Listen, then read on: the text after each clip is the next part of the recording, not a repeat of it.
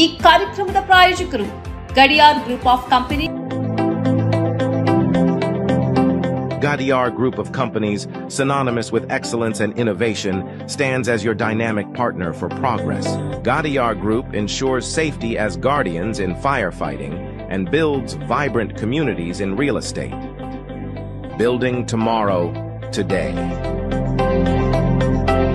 ವೀಕ್ಷಕರೇ, ಸನ್ಮಾರ್ಗ ಸುದ್ದಿ ಸಂಚಯಕ್ಕೆ ಸ್ವಾಗತ. ನಾನು ಆರ್.ಎಲ್. ಲೋಹಾನಿ. ಪಶ್ಚಿಮ ಬಂಗಾಳದ ವಾಲ್ಟಾ ವಿಧಾನಸಭಾ ಕ್ಷೇತ್ರದಲ್ಲಿ ನಡೆಯಲಿರುವ ಉಪಚುನಾವಣೆಗೆ ಕೇವಲ 2 ದಿನಗಳು ಇರುವಂತೆ ತೃಣಮೂಲ ಕಾಂಗ್ರೆಸ್ ಅಭ್ಯರ್ಥಿ ಜಹಾಂಗೀರ್ ಖಾನ್ ಸ್ಪರ್ಧೆಯಿಂದ ಹಿಂದೆ ಸರಿದಿದ್ದಾರೆ. ವಾಲ್ಟಾ ಕ್ಷೇತ್ರದಲ್ಲಿ ಮರು ಚುನಾವಣೆ ಮೇ 21ರಂದು ನಡೆಯಲಿದೆ. ಈ ಹಿಂದಿನ ಚುನಾವಣೆಯಲ್ಲಿ ವ್ಯಾಪಕ ಅಕ್ರಮ, ಮತದಾರರ ವಿರುದ್ಧ ಬೆದರಿಕೆ ಇತ್ಯಾದಿ ಕಾರಣದಿಂದ ಚುನಾವಣೆ ರದ್ದಾಗಿತ್ತು. ಇದೇ ವೇಳೆ ಪಾಲ್ಟಾ ಕ್ಷೇತ್ರದಲ್ಲಿ 100ಕ್ಕಿಂತಲೂ ಹೆಚ್ಚು ಪಕ್ಷದ ಕಾರ್ಯಕರ್ತರನ್ನ ಬಂಧಿಸಲಾಗಿದೆ ಮತ್ತು ಚುನಾವಣಾ ಆಯೋಗ ಯಾವುದೇ ಕ್ರಮ ಕೈಗೊಳ್ಳುತ್ತಿಲ್ಲ ಎಂದು ಟಿಎಂಸಿ ತನ್ನ ಸಾಮಾಜಿಕ ಮಾಧ್ಯಮದಲ್ಲಿ ಆರೋಪಿಸಿದೆ. ಉಪಚುನಾವಣೆ ಘೋಷಣೆಯಾದ ಬಳಿಕದಿಂದ ಪಾಲ್ಟಾ ಕ್ಷೇತ್ರದಲ್ಲಿ ಮಾತ್ರ 100ಕ್ಕೂ ಹೆಚ್ಚು ಪಕ್ಷದ ಕಾರ್ಯಕರ್ತರನ್ನ ಬಂಧಿಸಲಾಗಿದೆ ಎಂದು ಟಿಎಂಸಿ ಆರೋಪಿಸಿದೆ. ಜಹಾಂಗೀರ್ ಖಾನ್ ಅವರು ತೃಣಮೂಲ ಕಾಂಗ್ರೆಸ್ ರಾಷ್ಟ್ರೀಯ ಪ್ರಧಾನ ಕಾರ್ಯದರ್ಶಿ ಅಭಿಷೇಕ್ ಬ್ಯಾನರ್ಜಿ ಅವರ ಆಪ್ತ ಸಹಾಯಕರಾಗಿ ಗುರುತಿಸಿಕೊಂಡಿದ್ದಾರೆ. ಆದ್ದರಿಂದ ಈ ಅನಿರೀಕ್ಷಿತ ನಿರ್ಗಮನ ಬಂಗಾಳ ರಾಜಕೀಯದಲ್ಲಿ ದೊಡ್ಡ ಚರ್ಚೆಯಾಗಿದೆ.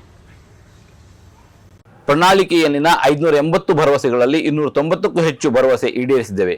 ಉಳಿದ 2 ವರ್ಷಗಳಲ್ಲಿ ಬಾಕಿ ಭರವಸೆಗಳನ್ನು ಈಡೇರಿಸಲಾಗುವುದು ಎಂದು ಮುಖ್ಯಮಂತ್ರಿ ಸಿದ್ದರಾಮಯ್ಯ ಭರವಸೆ ನೀಡಿದ್ದಾರೆ. ಬಿಜೆಪಿಯವರ ರೀತಿ ಜಾತಿ ಧರ್ಮದ ಹೆಸರಿನಲ್ಲಿ ಮನುಷ್ಯರನ್ನ ವಿಭಜಿಸುವ ಕೆಟ್ಟ ರಾಜಕಾರಣ ನಾವು ಮಾಡಲಿಲ್ಲ.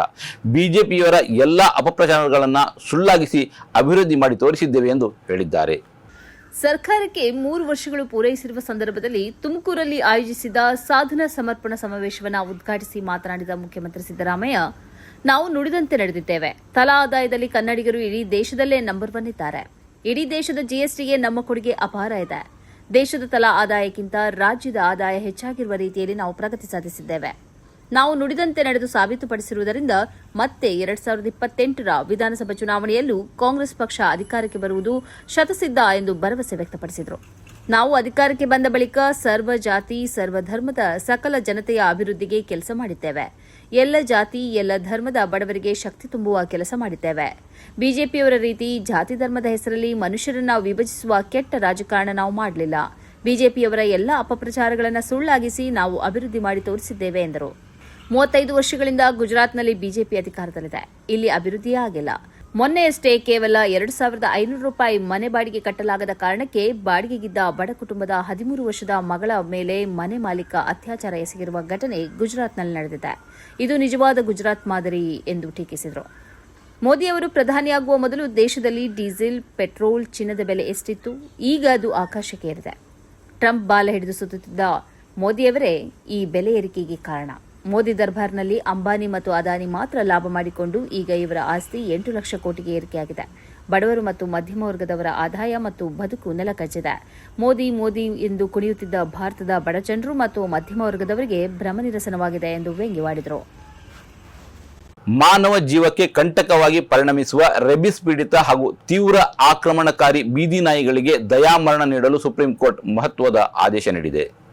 ದೇಶದಾದ್ಯಂತ ಹೆಚ್ಚುತ್ತಿರುವ ಬೀದಿ ನಾಯಿಗಳ ಹಾವಳಿ ಮತ್ತು ಮಾನವ ಹಕ್ಕುಗಳ ನಡುವಿನ ಸಂಘರ್ಷಕ್ಕೆ ಸಂಬಂಧಿಸಿದ ಪ್ರಕರಣದ ವಿಚಾರಣೆ ನಡೆಸಿದ ನ್ಯಾಯಾಲಯವು ಸಾರ್ವಜನಿಕರ ಸುರಕ್ಷತೆಯ ಹಿತದೃಷ್ಟಿಯಿಂದ ಈ ಆದೇಶ ಹೊರಡಿಸಿದೆ.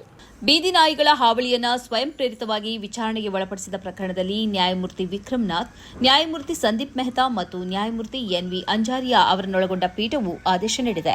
ಪ್ರಾಣಿ ದಯೆ ಮತ್ತು ಮನುಷ್ಯನ ಜೀವರಕ್ಷಣೆಯ ನಡುವೆ ಸಮತೋಲನ ಕಾಯ್ದುಕೊಳ್ಳುವುದು ಅತ್ಯಗತ್ಯ ಎಂದು ಸುಪ್ರೀಂ ಕೋರ್ಟ್ ತನ್ನ ಆದೇಶದಲ್ಲಿ ಸ್ಪಷ್ಟಪಡಿಸಿದೆ.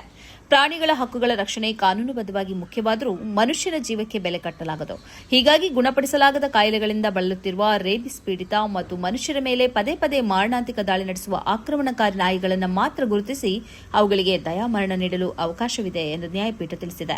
ಈ ಪ್ರಕ್ರಿಯೆಯನ್ನು ಹೇಗೆಂದರೆ ಹಾಗೆ ಮಾಡುವಂತಿಲ್ಲ ಎಂದು ನ್ಯಾಯಾಲಯ ಎಚ್ಚರಿಸಿದೆ. ಪ್ರಾಣಿ ಜನನ ನಿಯಂತ್ರಣ ನಿಯಮಾವಳಿಗಳ ಅಡಿಯಲ್ಲಿ ಸ್ಥಳೀಯ ಆಡಳಿತಗಳು ಮಾತ್ರ ಈ ಕ್ರಮ ಕೈಗೊಳ್ಳಬೇಕು. ದಯಾಮರಣದ ಪ್ರಕ್ರಿಯೆಯು ಪಶುವೈದ್ಯರ ಮೇಲ್ವಿಚಾರಣೆಯಲ್ಲಿ ನಿಯಮಾನುಸಾರ ಹಾಗೂ ಯಾವುದೇ ರೀತಿಯ ಅನಗತ್ಯ ಕ್ರೌರ್ಯವಿಲ್ಲದೆ ನಡೆಯಬೇಕು. ಎಲ್ಲ ಬೀದಿ ನಾಯಿಗಳನ್ನು ಕೊಲ್ಲಲು ಅಥವಾ ಸ್ಥಳಾಂತರಿಸಲು ಈ ಆದೇಶ ಅನ್ವಯಿಸುವುದಿಲ್ಲ. ಕೇವಲ ಅಪಾಯಕಾರಿ ಮತ್ತು ರೇಬಿಸ್ ಪೀಡಿತ ನಾಯಿಗಳಿಗೆ ಮಾತ್ರ ಇದು ಸೀಮಿತ ಎಂದು ಕೋರ್ಟ್ ಕಟ್ಟುನಿಟ್ಟಿನ ಸೂಚನೆ ನೀಡಿದೆ.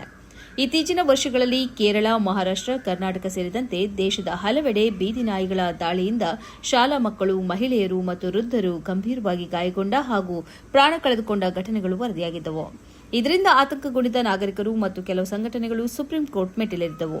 ಈ ಹಿನ್ನೆಲೆಯಲ್ಲಿ ಪ್ರಾಣಿದಯ ಸಂಘಟನೆಗಳ ವಾದವನ್ನು ಆಲಿಸಿದ ಮೇಲೂ ಸಾರ್ವಜನಿಕರ ಜೀವರಕ್ಷಣೆಗೆ ಮೊದಲ ಆದ್ಯತೆ ನೀಡಿರುವ ಸರ್ವೋಚ್ಚ ನ್ಯಾಯಾಲಯದ ಈ ನಿರ್ಧಾರವು ಸ್ಥಳೀಯ ಆಡಳಿತಗಳಿಗೆ ದೊಡ್ಡ ಮಟ್ಟದ ರಿಲೀಫ್ ಹಾಗೂ ಸ್ಪಷ್ಟ ಮಾರ್ಗಸೂಚಿಯನ್ನು ಒದಗಿಸಿದೆ.